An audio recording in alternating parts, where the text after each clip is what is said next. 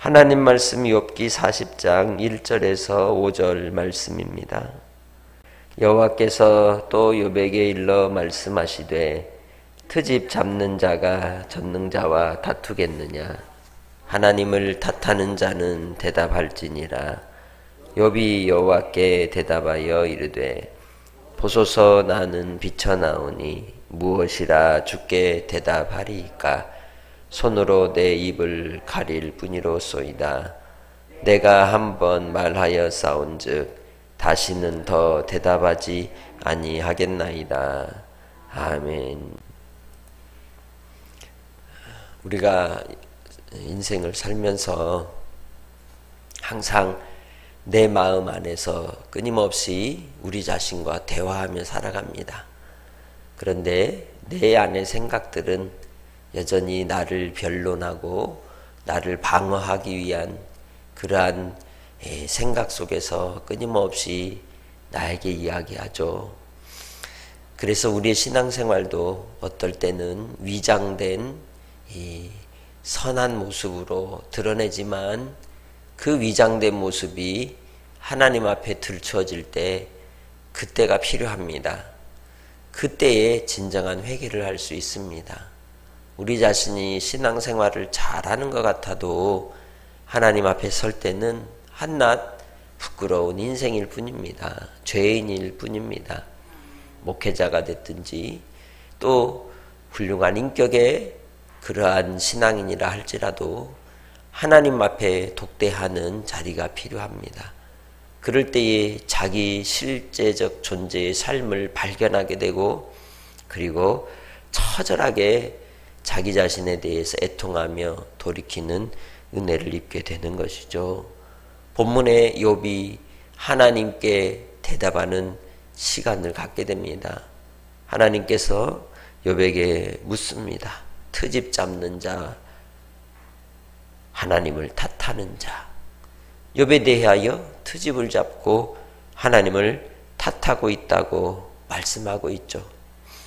처음 시작할 때 하나님께서 그를 의로운 자라, 정직한 자라, 여호와를 경외하고 악을 미워하는 자라고 말씀하셨음에도 불구하고 이 과정을 통해 고난과 인생의 시련을 통하여 인생이 어떠한 존재인지를 철저히 드러내는 그러한 그 입술의 내용들을 통하여 하나님께서 그를 뭐라고 다시 묻습니까? 너는 너 자신을 방어하기 위해서 결국 모든 일에 대해서 변명하기 바쁘고 급급하고 트집 잡기에 그렇게 하나님을 탓하기에 바쁜 그런 한낱 인간일 뿐이다라고 다시 그를 일깨우고 있는 것을 우리는 볼 수 있습니다. 그것이 우리가 하나님 앞에서 우리 자신들의 발견되어지는 모습이 또한 이러한 모습인 줄 믿습니다. 환난과 시련을 통해 우리가 고난을 통해 깨달아야 하는 것은 이것이죠. 내가 누구냐?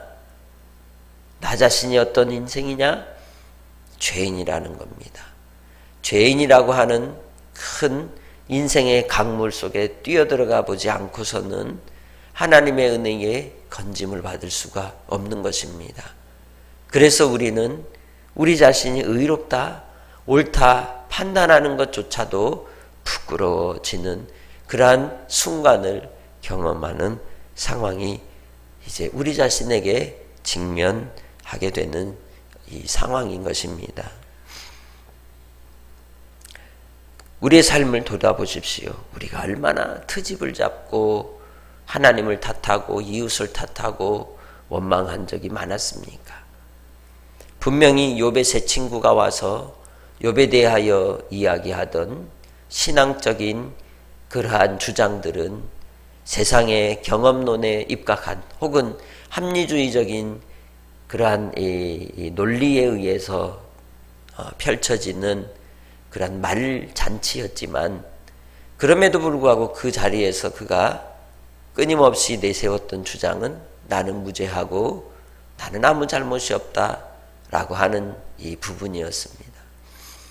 비록 그가 하나님 앞에 정직히 행하고 바르게 살았다 할지라도 오히려 그 입술에 의롭다, 스스로 의롭다 하며 자기 방어적인 태도가 하나님 앞에서 진노하심이 되었음을 다시 우리가 본문의 말씀을 통하여 깨닫게 되는 것입니다. 그래서 우리의 신앙이 이제 기복적이거나 혹은 경건을 통하여 하나님 앞에 보상을 받는다고 하는 태도들조차도 부끄러워지는 현장이 본문 속에서 나타나는 장면인 것입니다. 여러분은 어떨까요? 우리는 어떨까요? 이 세상을 인생에 살면서 예수를 믿고 신앙생활하면서 이러한 모습으로 인하여 하나님 앞에 설 때가 있다면 어떨까요? 하루하루의 삶을 통하여 내가 하는 것이 맞다고 생각하고 있다면 어느 순간 하나님께서 우리 앞에 나타나 잘했다, 내 사랑하는 아들아, 내 사랑하는 딸아 하는 것이 아니고 오늘 말씀처럼 너는 왜 이렇게 트집만 잡니? 너는 왜 이렇게 하나님을 탓하고 있니? 라고 한다면 누가 그 말씀에 대해서 나는 아닌데요 라고 말할 수 있을까요? 결코 누구도 전능하신 하나님 앞에 말할 수 없을 겁니다. 왜? 세상도 자기를 방어하려고 거짓말하면 뭐로 다 증명이 돼요? CCTV 돌려보고 그 행적이 내가 가지고 있는 핸드폰으로 다 추적이 되기 때문에 숨길 수가 없고 발뺌할 수가 없는 겁니다. 하물며 하나님께서는 눈동자같이 우리를 지켜보고 계시는데 우리가 어떻게 하나님을 숨기고 하나님 앞에 내가 아니라고 나는 아니라고 말할 수 있겠습니까? 그래서 욥이 자기 자신을 제대로 발견하게 된 겁니다. 4절에 뭐라고 시작을 합니까? 보소서 나는 비쳐나오니 무엇이라 주께 대답하겠습니까? 다만 내 손으로 이 주둥아리를 가릴 뿐입니다. 우리 자신이 하나님 앞에서 이러한 신앙의 태도로 주를 경외한다면 하나님 앞에서 오히려 은혜를 입게 될 줄 믿습니다. 우리는 하나님 앞에 인정받는 삶을 살려고 해서는 안 되는 겁니다. 은혜를 입는 자가 되어야 하는 것입니다. 하나님의 긍휼을 입는 자로 사는 자가 복이 있는 줄 믿습니다. 그러려면 우리가 어떤 태도를 가져야 되느냐? 주 앞에 내가 얼마나 비천한 인생인지를 똑바로 알아야 되고, 그리고 주 앞에서 우리가 우리 입술로 범죄치 말아야 한다는 것을 우리에게 깨우쳐주고 있는 것입니다. 우리의 경험이 또 우리의 삶의 모든 섬김도 수고도 하나님 앞에서 달아본들 가벼워서 하나님 앞에 메네메네 데겔 우바르신이라고 하였던 벨사살 왕에 대한 하나님의 판단과 같이 우리도 그와 비할 때 없다는 것을 우리가 깨달아야 될 줄로 믿습니다. 그리하여 5절에 뭐라고 다시 고백합니까? 내가 한번 말하였사온즉 다시는 더 뭐하겠습니다? 대답하지 아니하겠습니다. 그래서 우리가 하나님을 찌끔하니까 어때요? 함부로 떠들고 함부로 깝죽깝죽 까부는 거예요. 잘 알아야 됩니다. 하나님 크고 두려우신 하나님이십니다. 사랑이 많으시고 은혜와 은총을 베푸셔서 노하기를 더디하시고 오래 참으시고 긍휼과 자비와 선하심으로 우리를 대하시지만 그러나 또한 크고 두려우신 하나님이심도 잊어서는 안 된다는 겁니다. 그래서 우리가 하나님 앞에 나올 때 두 마음을 가지고 와야 합니다. 그러나 그 두 마음은 따로의 마음이 아니라 한 마음입니다. 두려운 마음. 하나님 앞에 우리가 오늘 이 욥이 고백했듯이 주님 앞에 할 말이 없는 비천한 인생임을 알고 나와야 하고, 그리고 그 두렵고 떨림으로 인하여 오히려 하나님을 더 사랑하는 마음으로 내가 은혜와 은총을 입었기에 더 하나님을 사랑하고 더 귀히 여기고 더 공경하고 섬기는 마음으로 주를 대하고 또한 살아야 될 줄로 믿습니다. 하나님이 보이지 않는다고 우리가 함부로 신앙의 삶을 살 때 그것은 우리의 삶에 부끄러운 오점이 되고 하나님의 영광을 가리우는 어리석은 결과를 맺게 될 것입니다. 그렇게 주님 앞에서 겸비하여 주 앞에 겸손히 나아갈 수 있는 한날의 삶으로 살아가시기를 주님의 이름으로 축복합니다. 우리의 아는 것이 바닷가의 모래알보다도 부족하다는 것을 기억해야 합니다. 그래서 예수님께서 우리에게 마태복음 11장 29절을 통해 어떤 마음을 가지라고 하셨습니까? 온유한 마음과 겸손한 마음을 배우라고 하셨습니다. 우리가 결코 주님 안에서 형제들을 미워해서는 안 됩니다. 판단해서도 안 됩니다. 불쌍히 여기는 마음 가운데 자비와 긍휼로 주 앞에 항상 그 거울을 통하여 나를 볼 때 주여 내가 죄인입니다. 나를 불쌍히 여겨 주옵소서. 그리고 그 모습을 통해 누구를 바라보고 나 자신을 발견하고 불쌍히 여기며 오히려 온유한 마음과 겸손함으로 하나님을 바라보고 주님께 나아간다면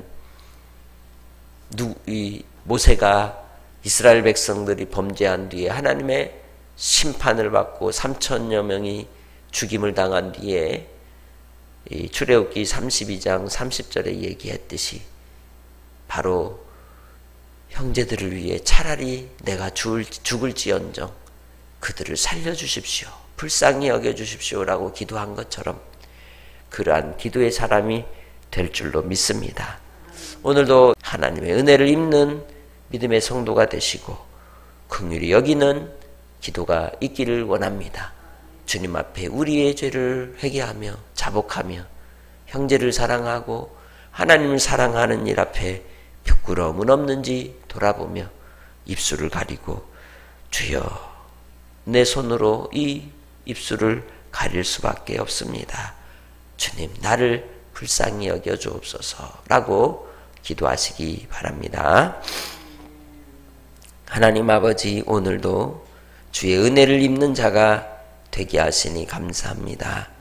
우리가 하나님 앞에 존귀한 자로 세움을 입었을지라도 우리는 주님 앞에서 비천한 인생임을 알게 하시고 기억해 하여 주셔서 하나님 앞에 트집을 잡고 또 변명하고 탓하였던 이 어리석은 우리의 입술을 정하게 하사 거룩하게 하시고 오직 의와 진리의 거룩함으로 지음을 입은 새 사람이 되게 하옵소서.